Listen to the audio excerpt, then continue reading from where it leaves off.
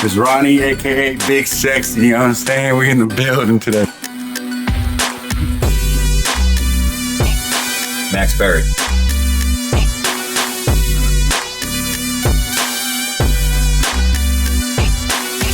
Let's do this.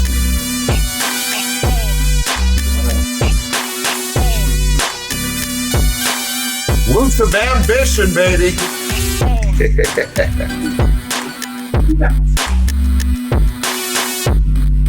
Danny Garcia. It's not how you start, it's how you finish, baby.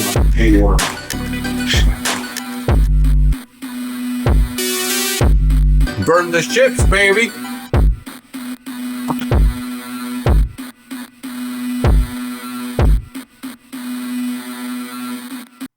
All right, gentlemen. Well, thank you for being here. I really appreciate you guys taking the time and spending some time to, provide some really valuable information to everybody watching.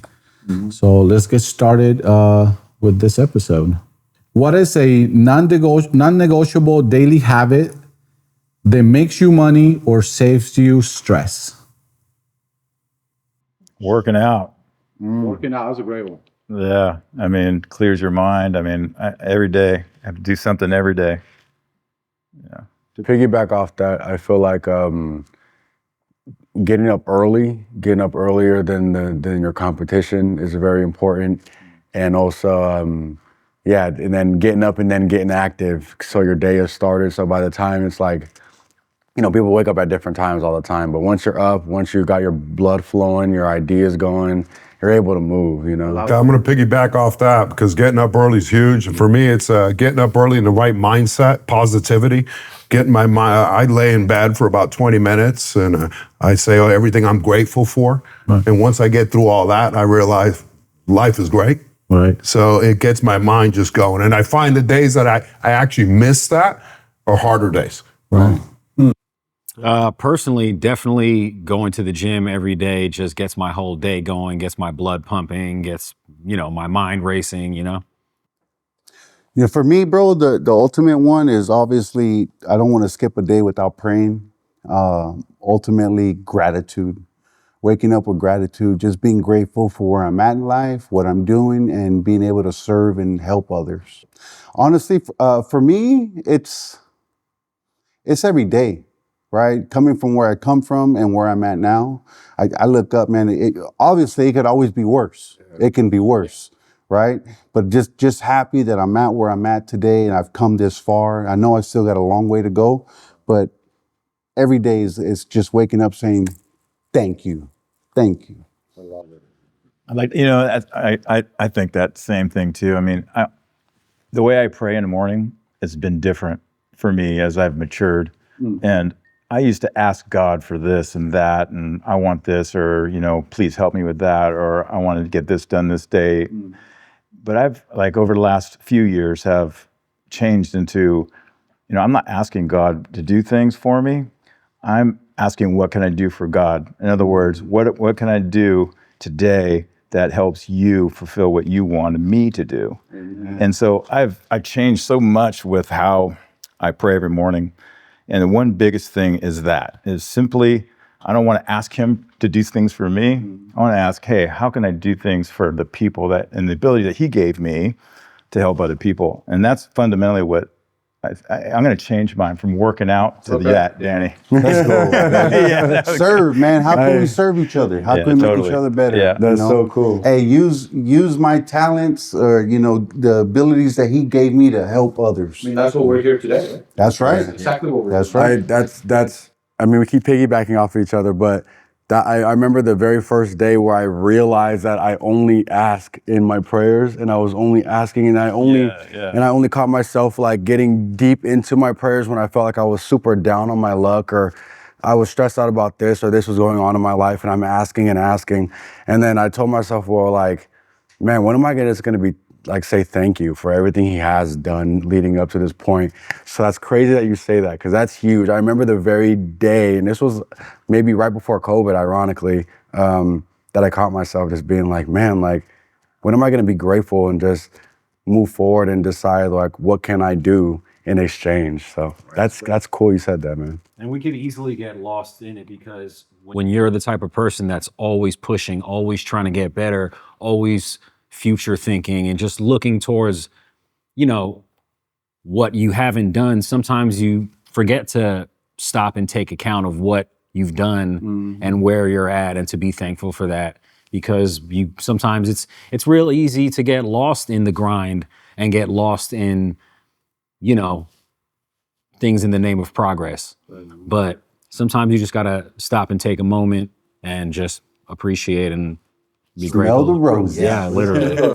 All right, so Warren Buffett said it takes 20 years to build reputation, but 5 minutes to ruin it. 100%.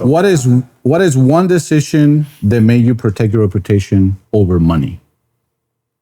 Honor and just a person's good name and good standing is worth so much more than a little momentary gain. And is that something you have to learn over time, or is something that somebody taught you on the way up? I mean, I think it has to really stem from the type of person you are, the type of man you are.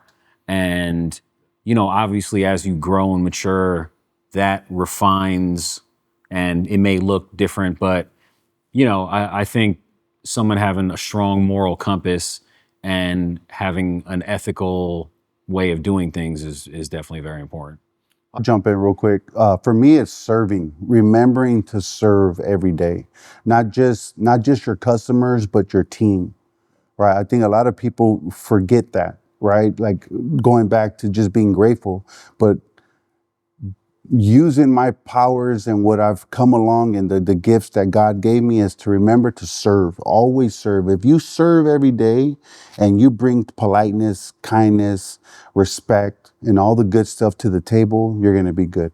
Yeah, I think we talked about this in our last episode, and I think for me the biggest thing is just making sure that you don't put money over relationships, and we talked a lot about that. And you know, I know it's hard for people to understand that, but I mean, I always try, and I wasn't always like this, but I always try and put a relationship before money, always now. And so I'd rather keep a relationship with anybody rather than over a deal.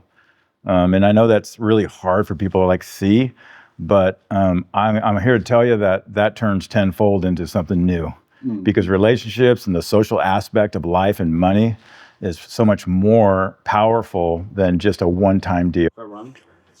So I'm going to kind of go off edge here, but I think reputation definitely sad to say, but it definitely is a fact now. People look to your reputation on social media. And a lot of how you portray yourself is how you portray yourself publicly and not privately. And as much as we do private good deeds and things for people, you know, behind the curtains, people don't see that, and it's actually very sad. It's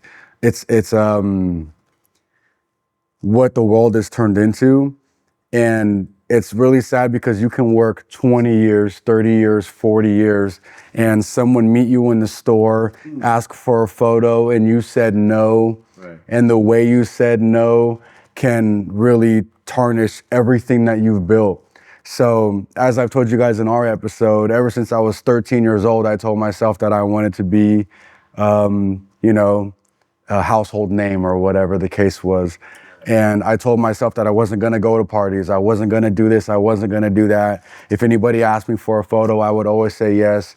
So those kind of things, it's really sad that that's how the world's turned into. But I feel like you have to always be, because as you guys are businessmen, right? You guys do a lot of things for people every day. And some people will never know that. And they don't know the great things you've done. And you know down below that you're a great person. Right. And on social media, there can be 500 comments because you said no to someone.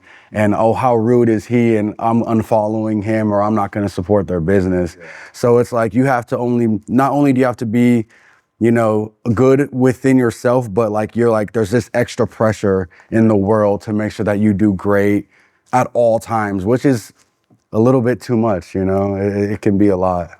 Yeah. Stuff, you know, for me, It starts even when I interview people. I ask them, what their skills are, what their strengths are, and I tell them what's most important for me. So you can't do anything illegal, immoral, or unethical, because it's my name and the company's name behind that. Right. And then it's not just teaching them that and explaining that to them. Is living and breathing that every day. You don't do anything illegal, immoral, and unethical. If you stick with that, you're going to have a good reputation. If you're honest. And no matter how difficult it is, tell the customer the truth, even if they don't want to hear it. Tell them the truth. And sometimes it hurts, and sometimes it's hard, and you might not get that customer, but you're not going to be dishonest. And they'll always call you when they need you because they know they're going to get an honest answer. Yeah. So for me, reputation is everything. Now, I don't advertise in my business. It's 100% word of mouth. Reputation is everything. Absolutely. Rick, just so that people understand, when you're saying this, I don't advertise in my business, it's all word of mouth. How big is your business? What are we talking about? Revenue, 50 million in revenue. So this is not small potatoes, folks. Like this, you know what I mean? Like, just because, when you say that, you assume it's like a small business, right? But you have to act and live it like a small business. So for instance, I go out to customers, and I was just out yesterday at a property doing an inspection, and the lady asked me, well, what's your position? Well, the general manager sent me over here to do an inspection. My job is to make sure you get what you need and what we promised you. So don't act like a big CEO or CFO or whatever. Be the person that wants to help somebody. If you're that person, you're going to build a reputation. Man, Rick came with the fire, baby. Rick came. Let's go. For a second. He was waiting. He was like...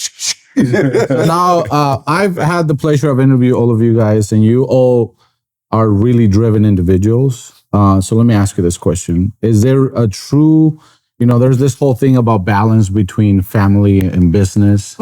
Is that real? Is it a myth? What is your hot take on it? I got to hear Rick. I'll start with that. That's very real. I could tell you because I've lost marriages over being a workaholic. Haven't been there for my kids when they probably needed most, or at least the things that it's absolutely real. If you're going to dive into building a business, if you could figure out that balance, and I take my hats off to you, Danny, being able to figure, I was never able to figure that out. I've been married now again for, I think, 8 years or 5 years, together 8 years. The first thing I told her, I'm a workaholic. I work a lot. And I learned to be very upfront, honest about that. I'm not going to be there all the time when you need me. My wife's at a protest today. I'm not there. Many things that I can't do for the family. So figuring out that balance is a real importance. So would you say choosing the right partner when going into adventures like those is important, and also understanding, because oftentimes you choose the goal, right? This is where I want to be, but do you need to also choose what you're willing to sacrifice to get there? Being honest with that partner. So not sugarcoating, I'm going to work really hard to make money for us. I'm going to work really hard. I'm not going to be at the baseball games. I'm not going to be at the karate game. Being honest. That, if I could think back of any mistakes I made, is not painting the picture correctly how it was. Yeah, communication is so heavy. It's definitely, I hate to even say it a 50-50. It's really like a 100-100 thing. Like as close you can get to that, because both things, regardless of, I may only be able to be here, I can't be there. But when you are there, you got to give it your full energy. Like you got to give your family your full energy. You got to give your business the full energy. And, it's really hard, but like, communication is everything. And especially, with your kids, just knowing that, the love is there, and make sure they know that. And even when you're not there, there's little things that can be done. Luckily, FaceTime is a thing, so that's definitely a nice thing. You want to make sure you're present, 100%. Yeah. Yeah. So for me, there is no balance. It can be, for some people 60-40, some people 70-30, some people 20-80. For me, I was blessed to have a partner that understood. It took her time to understand it, but she understood the vision, right? She saw the work coming to fruition. She understood that I'm not here because I don't want to be, but I'm here because there's a vision, there's a higher calling, there's a goal, there's a purpose in what I'm doing for us, right? So she understood that I wasn't going to be at parties or baptisms or whatever the case is, right? So when I hear people like, oh, I want to find a balance and open a business at the same time, I'm like, good luck, bro. Because if you ever figure that out, you know what I mean, let me know. But there's no balance. I disagree with that, man. I can't understand how people try to find a balance and there's not. Luckily for me, I'm on the other side now, right? So I'm on the other side where I can breathe a little bit. I can inject my time into the family now, right? My wife, and take her out to places. It took a lot of sacrifices to get there. Sean.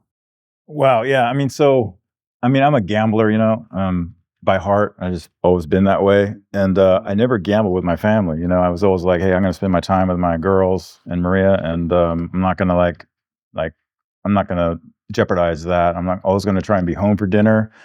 I think what kept me the most balanced in that whole, well, I know that you don't like that word, but what kept me balanced in what I call the 5 F's, right? Or the fundamental, foundation, what I've done in my whole entire life was when I set those goals, family was my first one. And I set the 5 F's and five F categories. And, it was always be home for dinner as much as, I try to be home for dinner every night. Right. And then, recently I found out that paid dividends. My daughters grew up understanding that they got an MBA just from sitting around the table with you at the table, listening to us complain about our days and how hard it is to be an entrepreneur, and then they maturated into this really solid foundation of how to they went to school and all that, and they came out saying, I don't ever want to work for somebody. I want to be, so I think home run right there. I think there could be, what my point is, I think there could be that marriage between the two where, if you really want to have your succession plan in your family, Mm-hmm. I mean, we started that accidentally at a young age just because we spent time, and through osmosis, we built these young ladies that really want to be, an entrepreneur and be their own boss. And so that was a mistake, but not a mistake. But I think that's the balance I see and trade-off. I wouldn't probably have it any other way. And luckily, because we're always there and we're always with our daughters, they were able to hear that. But so yeah, I mean, I definitely know that it's hard for a high alpha male or female in the business world to have a family life. But I think in the future, it's just imperative that everybody has that foundation, at home. That's great. So for people at home that are listening to this and don't know what the 5 F's are, can you walk us through those? Yeah. So I ever since I was in my 20s, I adopted this 5 F's thing from Barry Farber, and it's family, fitness, fellowship, faith, and finances. And so I set 5 goals, habit creating goals in each one of those areas every December for the next year. So 2026, I did in 2025, for instance.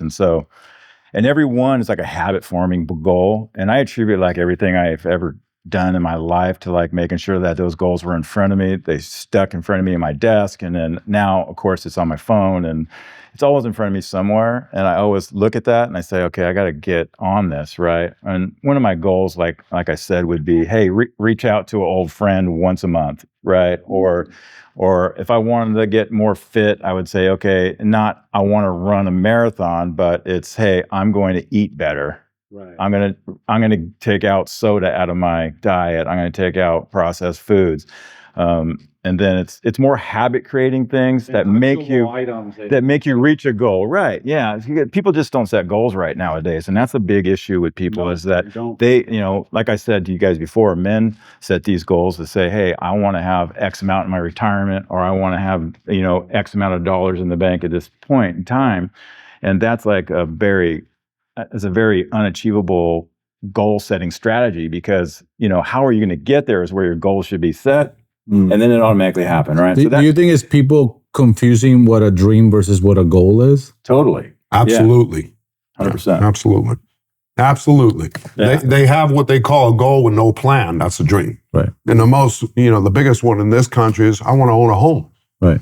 But you ask them, well, what do you need to do to own a home? What's the next things you need to do in the next 12 months, steps. 24 months, 48 months? And they look at you like, I don't know. And you know what? School doesn't teach us that stuff. No. And I'm so irritated about Absolutely. that because Absolutely. school needs to be, academia in general needs to be revamped. And you're sitting around a 100%. table with a bunch of entrepreneurs, alpha males probably, right? I know all you guys except for Pitbull, but I got to know him. And he's an alpha male too. And I'm just looking at myself going, man, the academia system right now is teaching us to be employees. 100%. And working and retiring at 55 or 65 years old or whatever. They teach you to be great employees. They teach you to be great employees.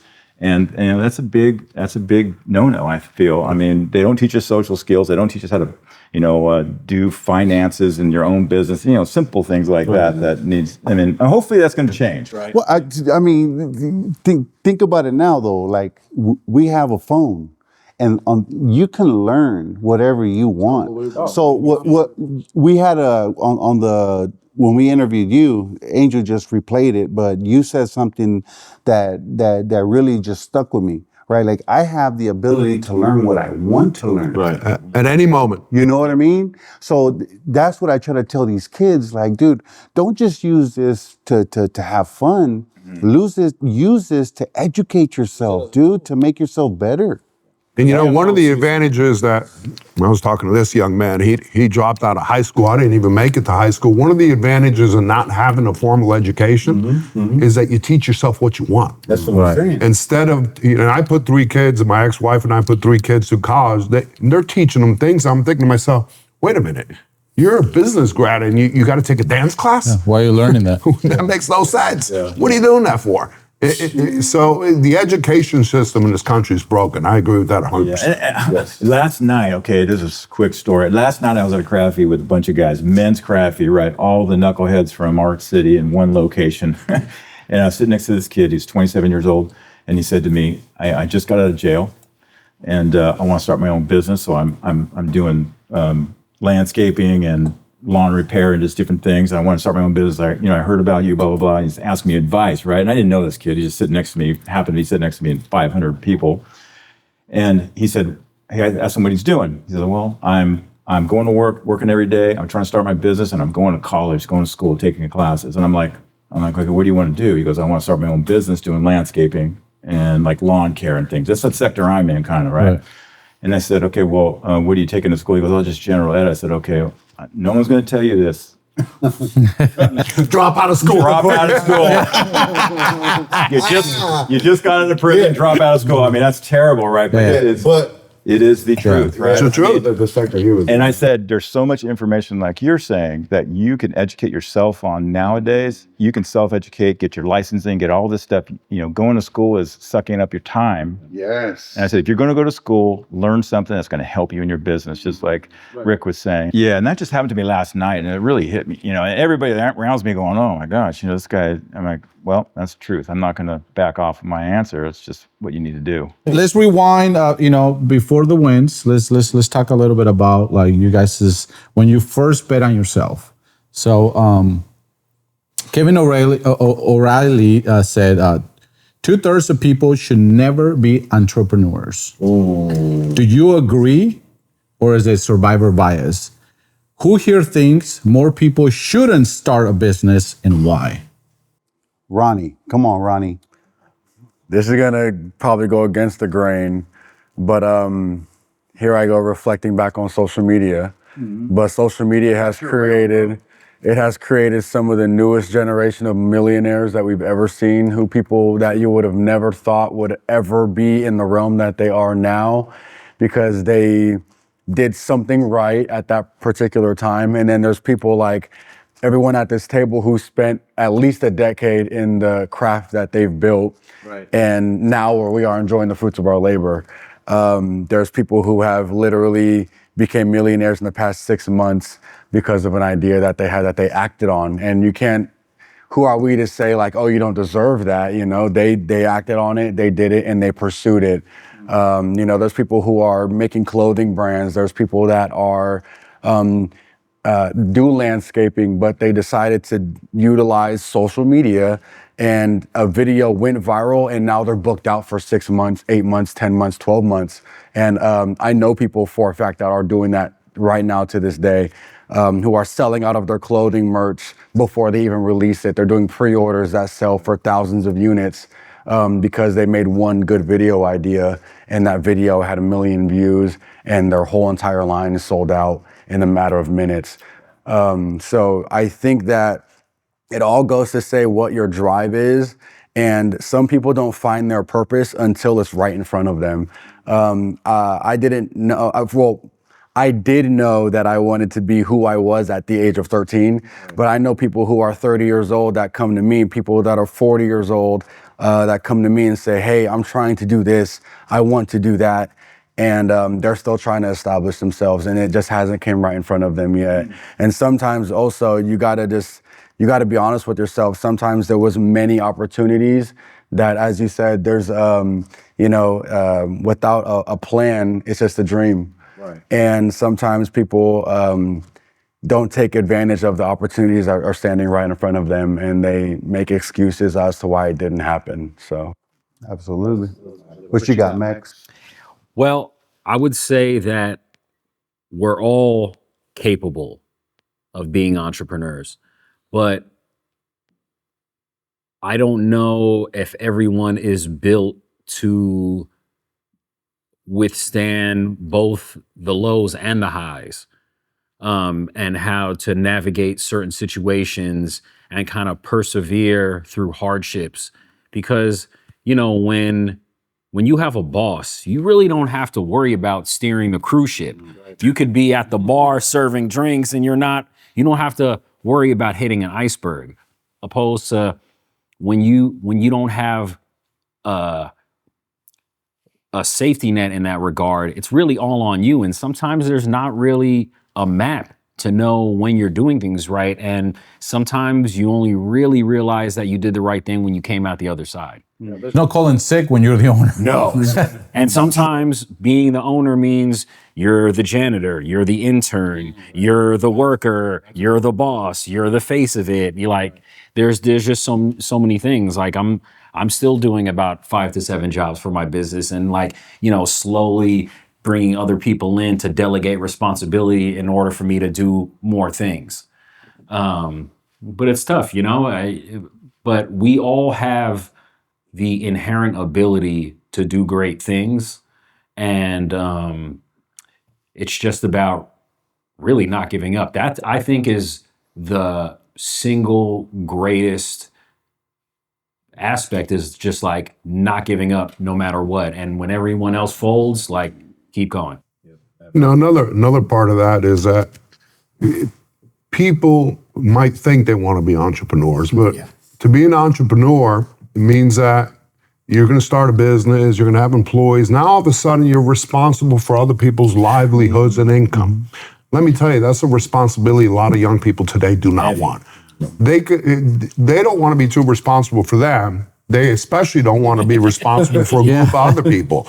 Every Christmas party I have, we have a lot of employees, and I'm looking out there, and I think my actions, if I do the wrong thing, that affects everybody in this room. Yeah. All the wives, all the children, everybody in this room. So that's a lot of pressure. Entrepreneurs that run businesses don't sleep well at night.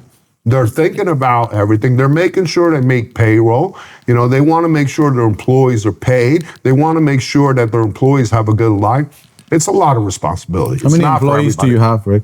Almost 300. Wow. 300. That's a lot of families. It's a lot of families. Wow. It's a lot of families. And, I'll give you an example. During COVID, my ex-wife, myself, we took huge cuts in pay, almost to nothing, because I wanted to make sure, and we didn't lay off one employee. Wow. One employee. We lost money. Hey, everybody clapped. But we put everybody at work. And I refused to close that company down.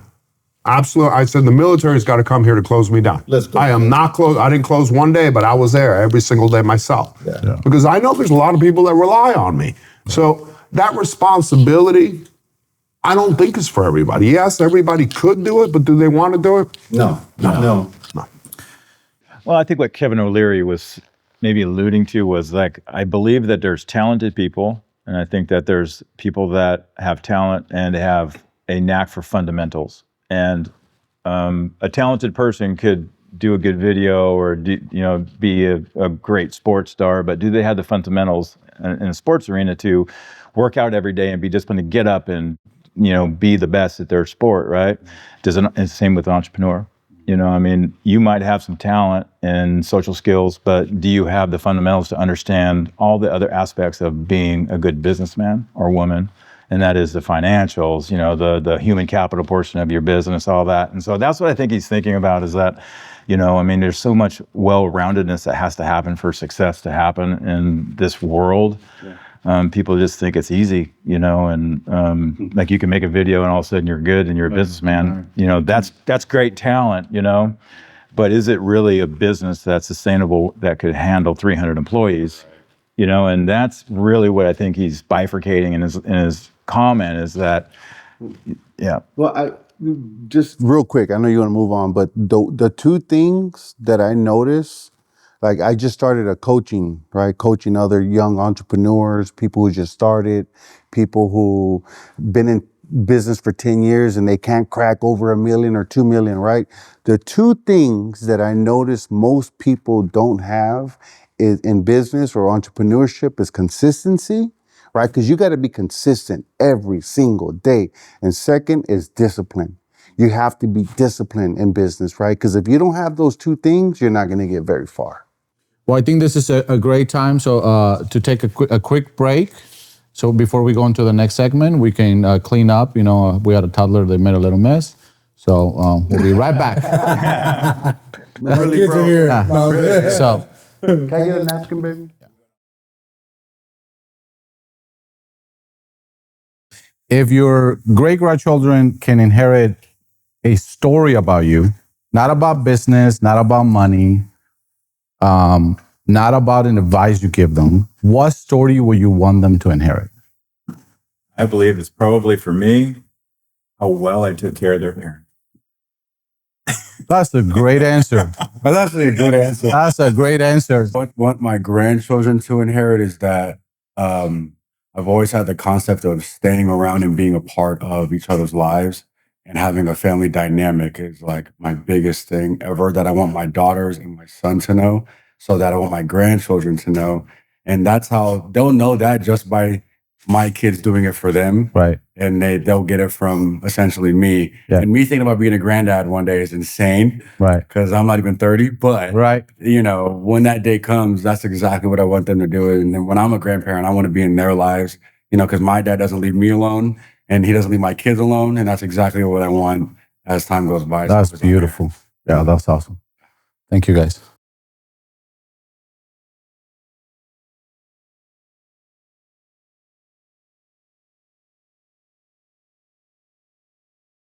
So I'm curious what you think, Ronnie, but do you think that social media plays a role on, because it's easy to sit on the couch and get inspired just by doing this all day and, thinking that you're being disciplined because you're watching 100 videos on how to be disciplined today, but you're not taking action.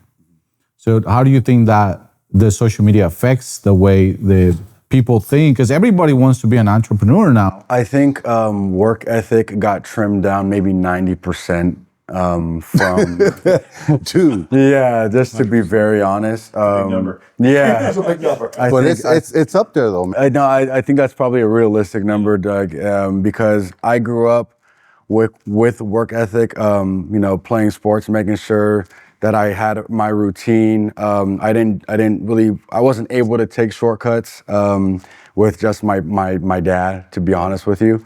So I had an advantage to where when I saw the opportunity in front of me, I utilized my discipline, I utilized my work ethic. Granted, I'm probably half the age of all you guys here, but I took my role and my ideas very seriously from the beginning of, as long as I can remember. But then you have people who, like I said, to refer, they have a video, it goes viral, they sell out the first drop. But what happens in 5 years? What happens in 10 years? What happens when you then hire a graphic designer, you hire people to do your shipping and fulfillment, and you have someone to do X, Y, and Z, and then you have payrolls, and then your next video doesn't go viral, and your next drop doesn't sell out. What's your plan? Yeah. And that to go again, if you have no plan, it's just a dream. Yeah. So yes, people can find quick successes. I've had multiple quick successes. I've been Ronnie Banks and broke in my life, you know? Yeah. So it's about like, can you persevere? And when you are at your lows, how do you react to those things? When you're at your highs, how do you react? Do you spend all the money that you get? And then when you're at your bottom, are you like, oh my God, please help me? You know, like, what are you gonna do in your moments where you're put to the test? And that's gonna tell you if you can fulfill 300 employees or fulfill huge multiple organizations and businesses and real estate and music. And how are you going to continue that when you look at yourself? And back to our earlier question, when you're talking to yourself in the future, are you gonna be proud of the person that you see? Right. You know? That's important. Well, staying with the theme of Kevin, Kevin also said, you don't know if it is going to work for 5 to 7 years. So how can you tell the difference between persistence and just straight up delusion? And straight up what? Delusion. Good question. I love Kevin O'Leary, but I don't really agree with that. I mean, 6 to 7 years. I mean, I usually know if a business is going to work within 2 years, you know, and also 2/3 of the businesses fail within the first 2 years. You know, those are the metrics. 50% first 1 year, I think. Yeah, probably like that. And so, yeah, I mean, if you don't know what's going on in the first 5 years of your business, then I think, yeah, you're wasting your life away in this day and age. I mean, like what Ronnie's saying about social media, everything is such a fast pace. You know, we grew up as a Generation X and Brick and mortars business. yeah, you know, and by the way, we're the last great generation. Yes. So you Yeah, guys we suck. Yeah. I'm gonna keep it honest. I mean, we're analog and digital. You know? I'll tell you what's important for me is that I try to hire people a lot smarter than me. Younger, 100%, smarter, that's faster, right. Yep. sharper, that have a lot more internet, social media, and all this. And that is the key. What I try to instill, I try to find those ones that are smarter, that have loyalty, work ethic, and commitment to excellence. Yeah. Once I find I have one, for example, a general manager, his name's Guy, you know. Yeah. And he's got the brains, he's got the analytical skills, but he's got that loyalty, commitment. I take care of those people. Yeah. Those people to me are partners. They're not an employee. Those are like partners in the business. Right. So many people are afraid to hire somebody better than them. Oh no, you want to hire better and smarter. Right. Yeah. Right. So you have to put so much brain into it. You know? Yeah. I agree. All right. So last question before we go into a different segment. So if someone is listening right now, so on this one, I want you guys to really think about who's on the other side of the camera. If someone is listening right now, it's on the fence, what is something that must be true before they take a leap to start a business? I'll go first, real quick. One thing, what did it for me, what made me like jump is you have to believe in yourself. You have to have belief. You have to have faith. Right? Because if you don't believe in yourself, bro, and you don't have that faith, it's just not going to happen. Right? Belief. I tell you, sorry for jumping in. I like what Sean said. He's a gambler. You have to be willing to gamble and lose everything you have. And let me tell you, that's very difficult. There's a lot of people who have great jobs. They could be an engineer making $100,000 a year. They're providing for their family. They have a home. Are they willing to lose the home? Not put food on the table? You got to be willing to risk everything. Let's go, Rick. To really go all out and forming a business and becoming an entrepreneur. Yeah, Max, come on. That level of belief, it almost has to border delusion. Because you got to like really believe it. Well, yeah, you got to believe it before it exists. Yes. And kind of one thing like I wanted to add that I didn't get to add earlier about choosing your partner in a relationship. It's really hard when kind of, because, you know, we know everything to a certain extent in our head, but it's one thing for someone else to believe it, like I said, when it's not there.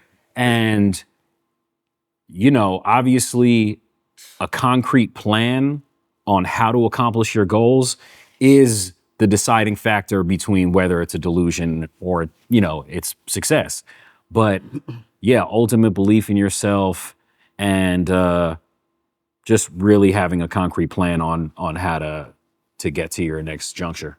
I think just to piggyback off of that delusion word, right? I feel like it's a delusion until it's real, and then everyone's like, "Oh wow, like congratulations!" I always believed in you, Ron. Yeah. You're I knew it was gonna You're work. a genius. Like I just want to say, like 15 years ago, nobody was making content. Nobody was making videos. Nobody was nobody was recording themselves at all.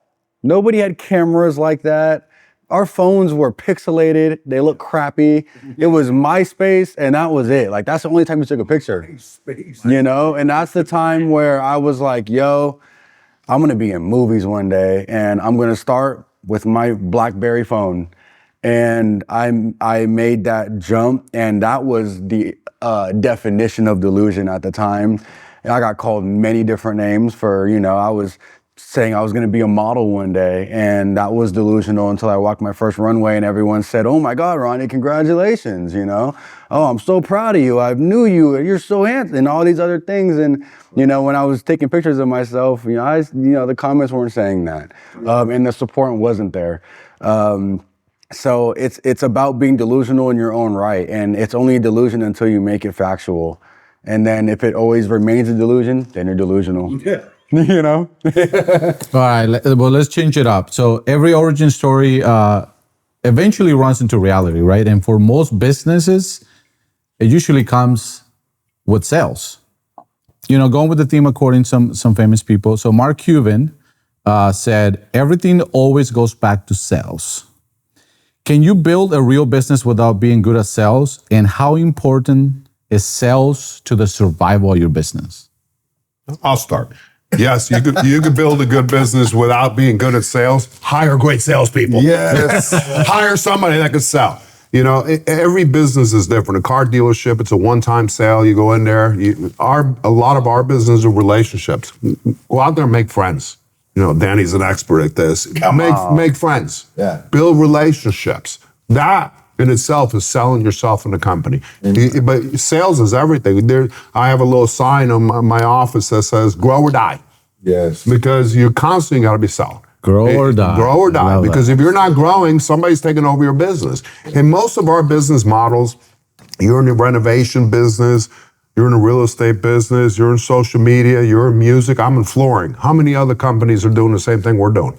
We didn't invent anything new. Mm-hmm. I didn't invent anything new in flooring. I just need to do better than all my competition. Or be different. And but I got to be out there talking about that, and you got to be out there explaining why our service is better. Mm-hmm. So we're not reinventing anything. My favorite one is Steve Jobs. What did he invent? Yeah. Nothing. Nothing. But he made everything better. He made the computer better. He made the iPod better. He made everything better. Yeah. So that's what we do. Yeah. We're making everything better. We got to go out there and sell it and talk about it. I agree with everything. I mean, sales is the lifeblood of the business, period. Whether you're selling your own product or you're selling your people on selling your product or you're selling your people to come work for you.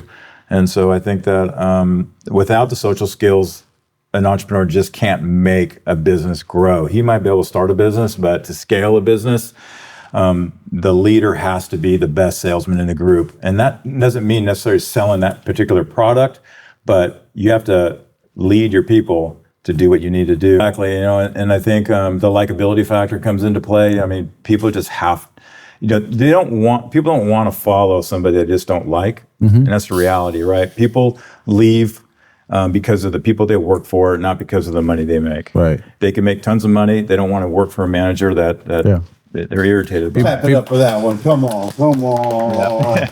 So, I mean, every day, like, I love what you guys are all saying about, like, hiring somebody better than you and then making sure that, it's just making sure that you get the best people on board, and you cannot do that without selling your company. Ronnie, I'm curious about your angle because you're Mr. Personality. So will you say that, like, even if you don't have a business, you don't want to be an entrepreneur, you just want to do the best possible at the job you have, will you say sales or selling yourself is an important skill to have. So that's where I really like when you said selling a vision, because sometimes there's physical sales and like selling a product, and then there's also selling something else like a vision, right?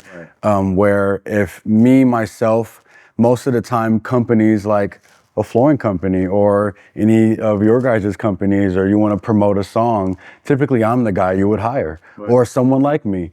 And if you saw what I would to be able to implement, I don't have to sell anything. Typically what I need to do is use it and utilize it in my daily life as a lifestyle content creator. And let's say I had some new floors installed in my house. Simply all I had to do was put the floors in my house and make sure my camera was turned on, and talked about how I like this new floor. And it's not really selling anything, it's a vision. It's selling a vision. There's not much of me needing. Picture. Exactly. And it's just showcasing, I think, is another word for that. Mm-hmm. Rather than selling, showcasing has become a new reality for people, to where we're not really having to say much. We're just rather implementing and showcasing things. And that is the way of the new world and how it's going into the future. I think in the next 10 years, a lot of times, you know, especially with the development of AI, things like this is going to be very rare. Yeah. Where men can come around, men and women alike can come around and have a conversation talking about growth, talking about our experiences. It's going to become less and less that people are doing that because, you know, humans and interaction is not so likely anymore. So Max, I'm curious what your take is on being a salesperson when it comes to music, because, you know, I follow a lot of indie artists, mm-hmm. and there's a lot of indie artists that's just amazing. They don't really put themselves out there. And I was like, why are you not on the top 10? Like, I don't know why you're not out there, but I can see the difference between somebody that really puts themselves out there. So what's your take on that? I mean, definitely from the music side, I mean, it's hard. So anything with art is almost a difficult thing to sell, because it's so up for interpretation. You can have a song and like 1 million people could like it, and then like, you know, one person could hate it, or the reverse. But, you know, with my business where we collect royalties for people, for me personally as a salesman, my strength really comes from selling something that I believe in with my whole heart and soul. Because when I'm talking to prospective clients and I'm just breaking down everything, I speak so a matter of fact and so sure of myself, because I already have the pre-understanding that like I have such a firm, concrete foundation to stand on, that I'm really selling with my heart and soul. And then, you know, the person that I'm dealing with at the time, that authenticity and the genuineness really resonates with them. And it makes people, you know, believe in what you're trying to sell to them. And, you know, it makes all the difference in the world, because, you know, authenticity is really everything. Mm.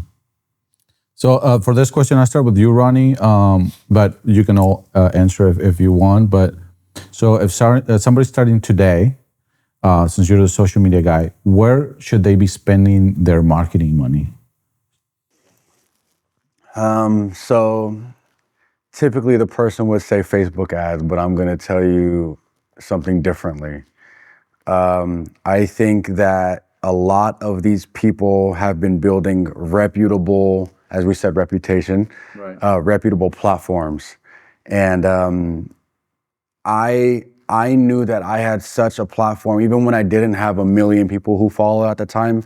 Even when I had 10,000, I had a solid 10,000 people who legitimately trusted in anything that I were to sell.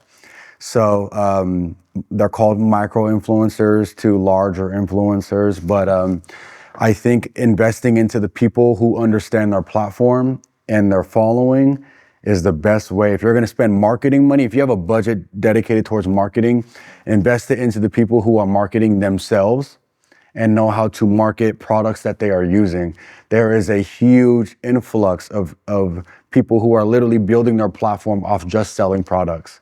And selling out products as they do that. You can literally get a Windex and make the video look cool, and these guys are squeegeeing it in different shapes and forms and making it look cool. It's like, I need that fucking Windex. You know what I mean? And pardon my language, but it's pretty revolutionary what marketing dollars have been able to expand to, rather than the time probably where you guys started, where it's like, I gotta get in the newspaper. You know what I mean? I'm not saying you guys are that old. You know what I'm saying? You know what I mean? Like, That was a shot right there. that was crazy. That was crazy. Generation X, That was crazy. But you know what I mean? Like even commercials. You know, we've reached videos where you see a commercial, play on Sunday Night Football or whatever like that. And they get maybe 1 to 2 million impressions, and we've had videos that reach 5 to 10 million impressions selling the same product. And you get a video or marketing guy who wants to do kind of the older route of things, and that, like you said, works. You're generating tens of millions of dollars in revenue, and there's different ways to do things. Not to say that one is right or one is wrong. But there's many avenues when it comes to marketing now, and the world is going into a crazy way to utilize those dollars. I'm curious, what happens in the music industry? Where do you spend your marketing money? Yeah, that's a whole different industry. Man, it's really tough. But honestly, there's a precursor to where you spend marketing and promotion dollars in the music business, and it's honestly something that no matter who I talk to, they have a problem with this. And it comes back to like old school things, like almost mailing lists. Like basically everyone is so invested in how many followers you have on Instagram, how many followers you have on Spotify, how many listeners you have on Apple Music. Except the problem is those companies own your customer data. And especially in music, we're in a data-based world. So, if you have 1 million followers, if Instagram disappears, you're done. You have no way to retarget your audience. Same thing with Spotify. So it really comes back down to, as a musician, having a spreadsheet with customer data. Names, address, emails, phone numbers, and as close to you can get to the 4 as possible. And because every time you have a product, a song, a merch drop, that's how you're going to retarget your audience. And if you have no way to interact and engage with your audience, what are you doing? And that's why there's an insane high number of songs on Spotify that have 0 plays, that have less than 100 plays. And it's because I don't know why it's like this in the music business versus other businesses. I feel like people don't see the commonalities between the music business and other business, but it's really a lot of the same principles. And people just throw things out there and like pray that it goes good, but there's no plan involved, and like no one wants to set up sales funnels to capture customer data, catalog all that stuff. Like musicians, I keep telling people, you need a spreadsheet of fans, of super fans, of DJs, of club promoters to string together tours, of radio programmers, both college and terrestrial radio. And it just goes back to no one wanting to actually kind of work or be challenged or have a plan. Goes back to that, okay, I got talent, but I don't have the fundamentals. Yeah. It all connects. Yeah. Well, this is great. Guys, we got to take a quick little break, but we'll continue. Oh, you got red or green? Okay, hold on. What do you think people remember you for the most? Like what you built or how you made them feel and why? Well, I think it's almost a third thing. I think it's how I always came to the table, genuine, authentic. I, shared opportunities and was never greedy, and I'm a straight shooter and always tell people like it is, you know what I mean? And like lead with love and Yeah. just really, you know, be of service to people. And, you know, I definitely like to be remembered for, you know, doing it the right way. Bro, Dude. follow that up. Honestly, brother, if I had to choose one of those, it would be how I made them feel. Right? I go for me, I try to make sure when I leave a person, I left them better. And if I left you better, you feel better about me, you feel better about yourself, you feel better about everything. So if I had to choose one, is I would love to be remembered as that guy always made me feel better when he left. And would you guys say that you would have answered this way, the same way in your 20s versus now? Well, I don't know. So even though I answered the way I did, I really need to work on that more Right. because my whole life I've really prioritized giving people like a hard pill to swallow or like tough love, regardless of how they feel. Because whenever you grow, it's one of the scariest things. Like growth and change is one of the scariest things that a human can experience. And sometimes, you know, and I know myself, like as a kid growing up, like whenever it was growing moments, I'd be kicking and screaming, and it wasn't comfortable. It was horrible in some cases. But then later, once you get through the storm, you really appreciate the experience and what you've learned. Right. And sometimes, you know, it's a tough one. So Yeah. I definitely would like to prioritize more how I make people feel versus like, you know. It's something to inspire to be and something to continue to work on, but it's not like you got there and that's the end. Like you have to always continue. Yeah. So for me, bro, you said 20 years ago? Yeah. Right. I mean, I think I always came across with respect to people. Right. Now, I left that up to them. You know, respect's on the table, brother. If you give me an opportunity to be a complete asshole, then I will. But if 20 years ago, I think I had it the same like I do now. Right. It just wasn't as conscious or as aware, intentional like it is now. Just treating people right, treating people with respect, being kind, being helpful, being a lending hand, and always giving. All right. Well, remember those words when I do the darts because you need to be kind to me. So go ahead, guys. Let's play this game.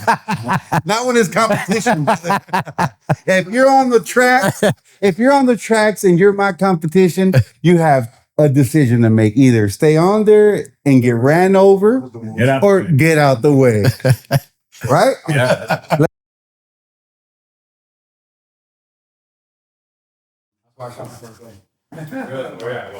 Oh, heck no, bro. I believe everybody's fired. All right. On my day off. I believe everybody. All right. If you made it this far, thank you for watching this far into the video. So let's get on with our next segment. So tactics are great. You know, we talk sales when they're working, but let's talk about what the real test is, right? When the pressure's here, the uncertainty, the responsibility. So let's go into our next segment. And let's talk about decisions. Let's talk about the fear. Let's talk about pressure. So Mark Cuban said, every billionaire needs luck. How much of your success was skill and how much was timing you couldn't control? Come on, Rick. Come on, Rick. That's a good question. So I agree with Mark Cuban on luck. So I'm a believer that if you have good luck, no matter what you do, it's going to work out. But you got to be at the right place at the right time, and you got to put in the effort, the consistency every day. If you're not doing those things right, the luck doesn't. You make your own luck. So you make your luck by getting up, move. Like what you said, your faith, your positivity, every day, consistent. If you're doing that, you're creating good luck. You're creating that. And another thing that I believe in is think about what you want as you already have it. And I try to do this a lot. When I started my company, my goal was to be 100 million in revenue, and I acted like 100 million in revenue from day one. You start thinking about that. Act like you're that company. It starts happening if you act that way. The law of attraction. Law of attraction. Yeah, pretty much law of attraction. Right. Yeah.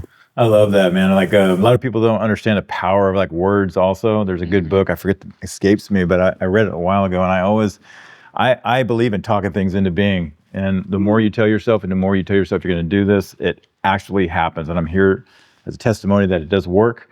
If you want to be something, you tell yourself you're going to be that, and it does happen. I mean, I don't believe in, all this other hocus pocus, but I mean, when you mentally get yourself in that zone, that's what you're going to do and that's what you're going to be, it works. But you have to tell yourself physically out loud that's what you're going to do. Does it feel at the beginning, so for somebody that is not used to saying that out loud and really trying to exercise that, how does it feel at the beginning? Does it feel like you're just kind of wacky? Like, do you just push through it, or do you have to first truly believe it before it actually works out, or is it kind of like a muscle that you exercise? It's a mental muscle. The book is called What to Say to Yourself, What to Say When You're Talking to Yourself. And if anybody could look that book up, it's a very, very powerful book. And it basically, it outlines, and I've been part of this in my entire life. And when you talk things into being, they happen. And, I don't believe in luck like Rick's saying. I believe you make your luck. But as a gambler, I would rather be lucky than have skills, because that beats every time, right?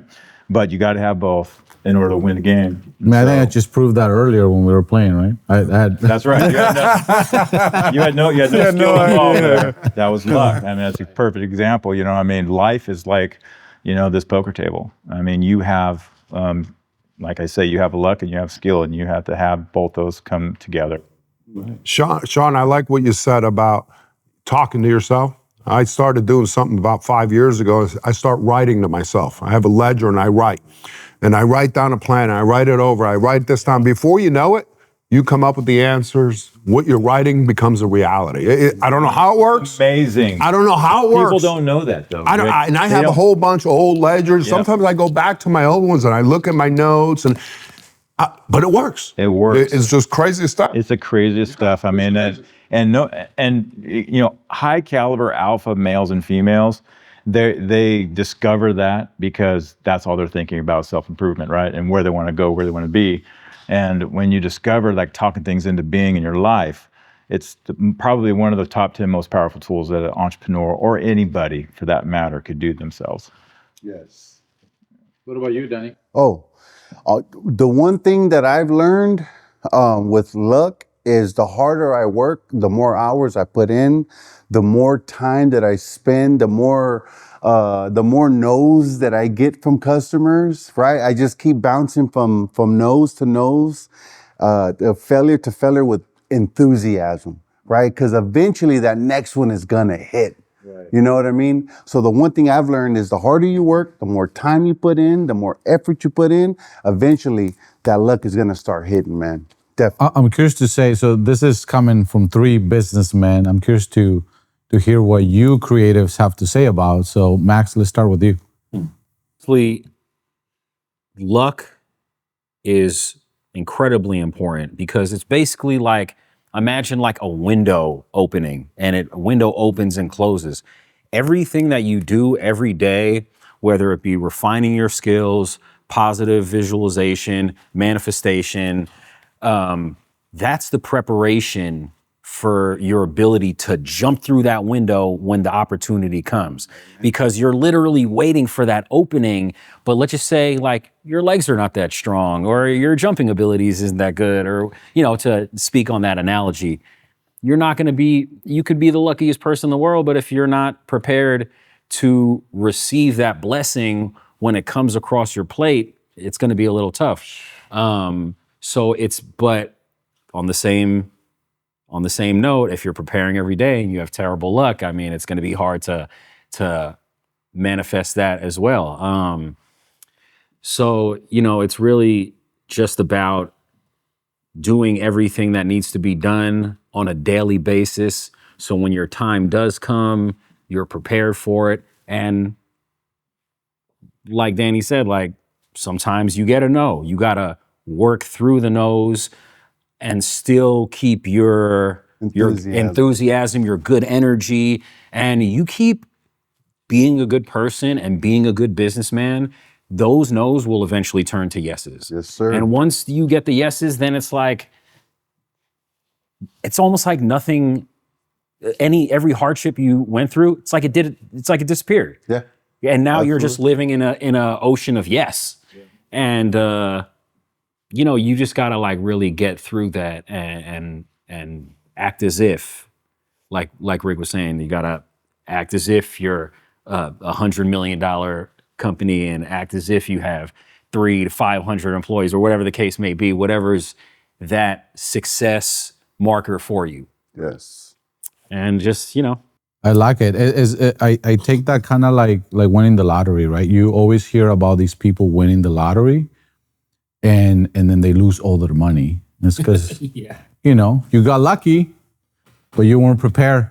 So this is what happened. I think in terms of luck, granted my form of business is built off metrics and algorithm. It's completely off luck. Yeah. And I think even for someone, but you can consider yourself lucky if you came across someone who was to hire you for a 6-figure deal, right? But at the end of the day, if you took the steps and everything to lead you to that point, it really wasn't luck. It's all the things that I don't believe in coincidences either. I believe that everything happens for a purpose. And I've even had side conversations with Sean about those kinds of things, about where everything was meant. So when it comes to luck, though, I have a feeling that a lot of people like to consider it that, but you put yourself in that position to where let's say I approached Rick and I had the guts, right, to ask him to create him the best commercial he's ever seen, and yada, yada, blase, blase. And he said yes. That's not luck. You consider yourself lucky, like, wow, I'm so lucky that man just told me yes and he hired me. But at the end of the day, I put myself in the position, and granted, everything I provided to him, he felt like he should say yes or no. And I feel like that is where people need to understand that we all put ourselves in each spot in our life, and sometimes you gotta pat yourself on the shoulder and tell yourself you deserve it, rather than it was just something that happened to you. Wouldn't you say, though, there's a small piece about, at least how I look at it, is you were lucky enough to be born in the place you were born in, to the parents you were born to, and the region of the world that you had no control over that. You could not put yourself in that place.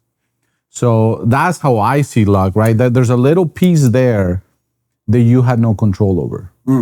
Because you're not reborn. Right? There is somebody in the other side of the world, maybe mining coal, maybe working harder than all of us in this table, that is doing all the right things, that might just not have the ability to take that next step. Gary Vaynerchuk said it the most, bro. Like, hey, sperm. We're that one out of millions that made it through there.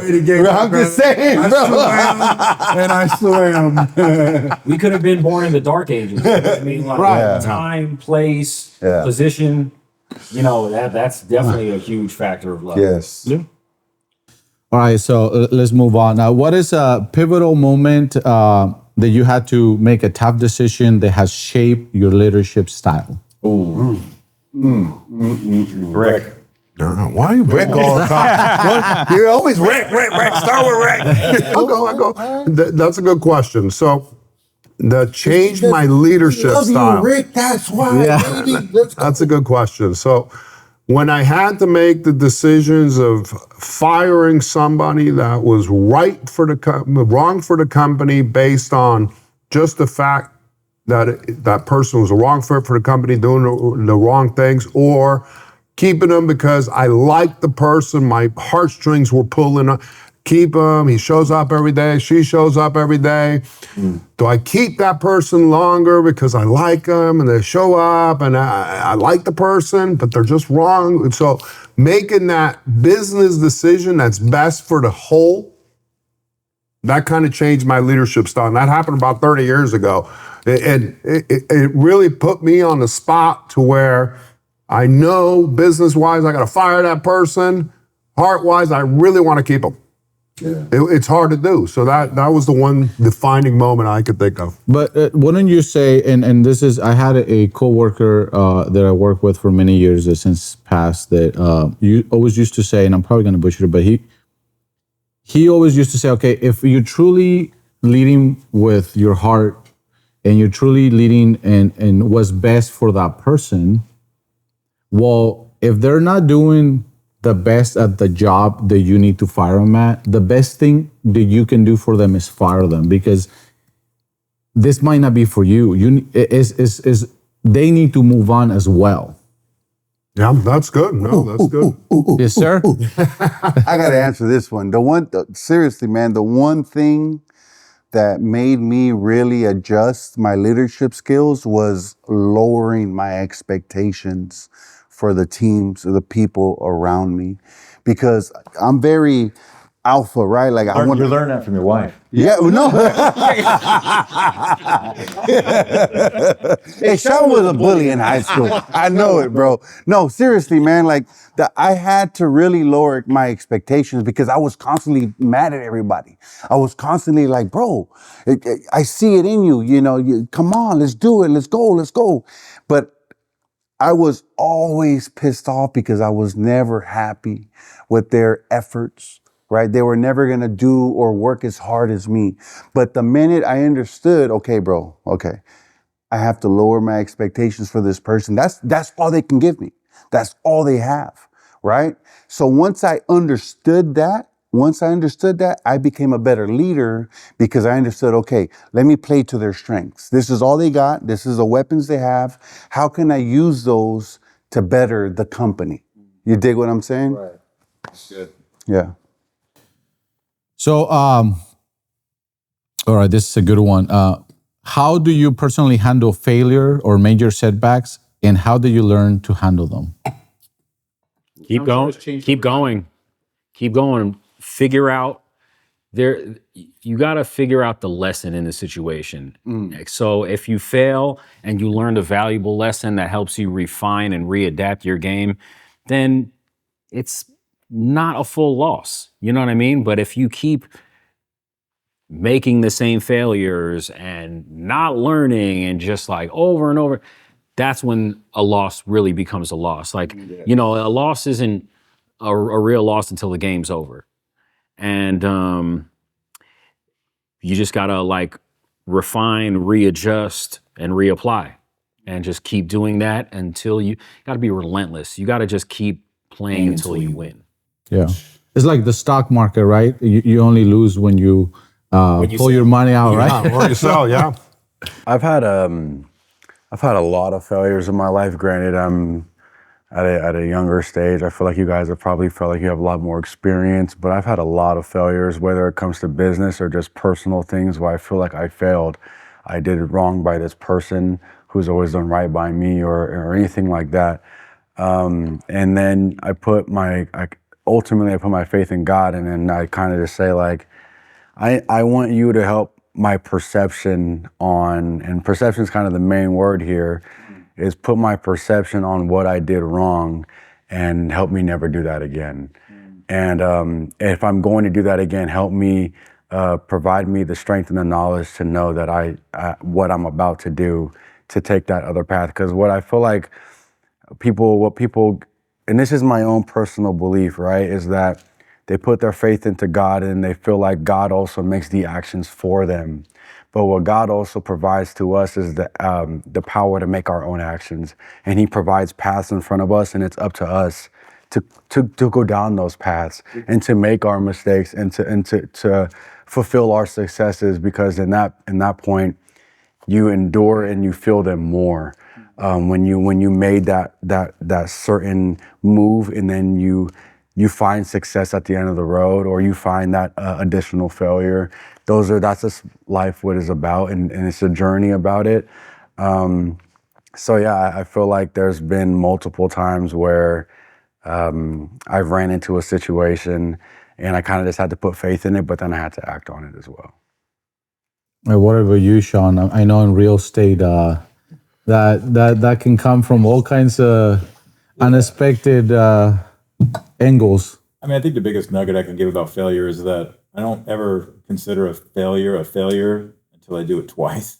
Right. Yeah. And Yeah. I just, I don't want to make the same mistake twice. And I kind of lived my whole life on that. And although I have, it's like, okay, it stings even harder the third time. So I don't ever make it fourth time, So, Right. in order for everybody to go in this really, really quick environment and world we're in, you just can't make these mistakes more than once. Yeah. I like that.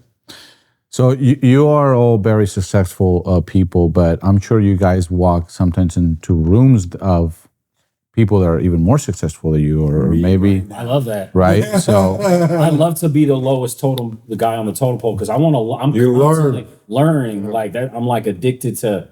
I'm like an efficiency junkie. Right. So like any way I could like learn to just make something a little better, and you know what I mean. Like I'm gonna steal that. I love that. so the question is, what do you ask yourself before, or tell yourself before walking into a high stakes room? Simple. I'm gonna keep it simple, bro. My coach in high school, Coach Sanchez, he told me one time, he's like, man, you're always talking, you got a lot of stuff to learn, right? He said, God gave you one mouth and two ears. Listen, especially when you walk into a room with elders or people who know more than you, shut up and just listen. So that's one thing, like whenever, especially here, I'm a student, right? I'm here to listen, I'm here to learn, I'm here to observe, right? I'm here to pick up everything you're putting down, right? So that would be the one thing is, God gave you one mouth, he gave you two ears, shut up and listen. I like it. I agree 100% with that. Yeah. Same. 100%. Walk in there, before you walk in, tell yourself, be quiet. Quiet. Listen. Take mental notes. It goes back to sales. 9 times out of 10, you make the best sales when you just shut up, and just listen to the customer. Yeah. And when the customer is going to tell you everything that they need, that they want, that they need to change, right? And if you just shut up and you listen and you get all that information and you go back and you do your homework, you inject it into the process the next time you see them. We got really quiet. We all got really quiet when you were saying that. I mean, I've learned a lot through my time, brother. So Sean, what is the difference between a calculated risk in real estate versus a dumb one? Ooh, that's a good one. I want to, can I go back to that other question real quick? I just want to add one thing is that I've had the opportunity like to be in these rooms with, billionaires. And that's a whole different category, for us, for centimillionaires like some of us and even just millionaires. It's when you're in a room with people of substantial wealth, believe it or not, they are relatively down to earth people just like we are. Yeah. They are legitly, they've a lot of times they've been in different industries, but they've gone through the grind that we all have.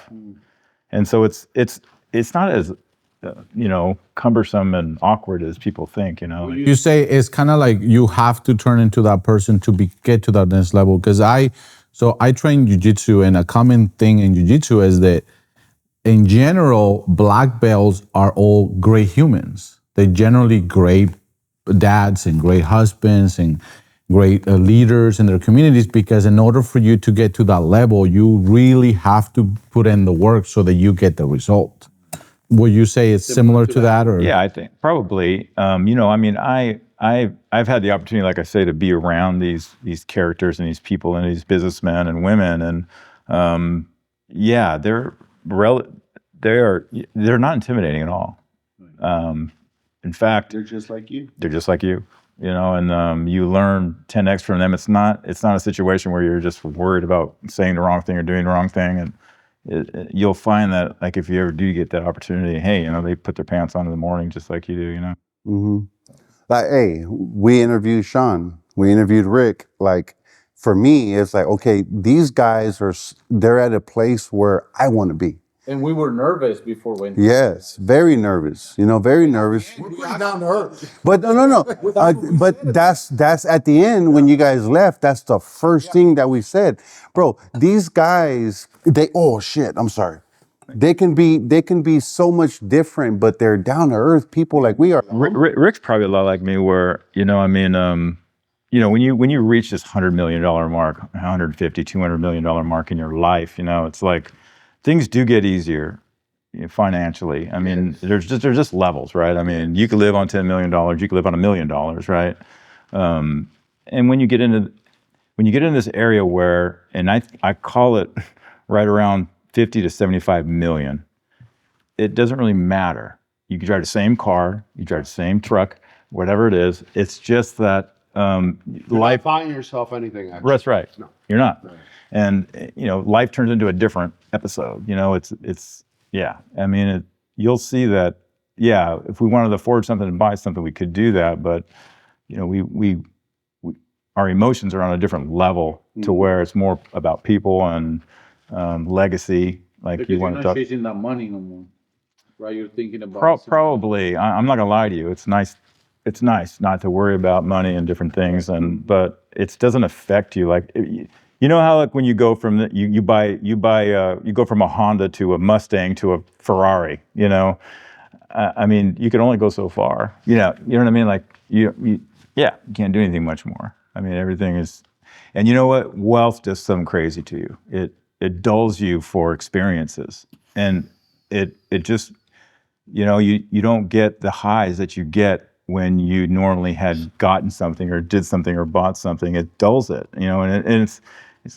I know exactly what you're talking about. I used to get excited to go buy a car. Right now. That doesn't matter. I know exactly what you're talking about. Well, I think this is a great time to take a quick break.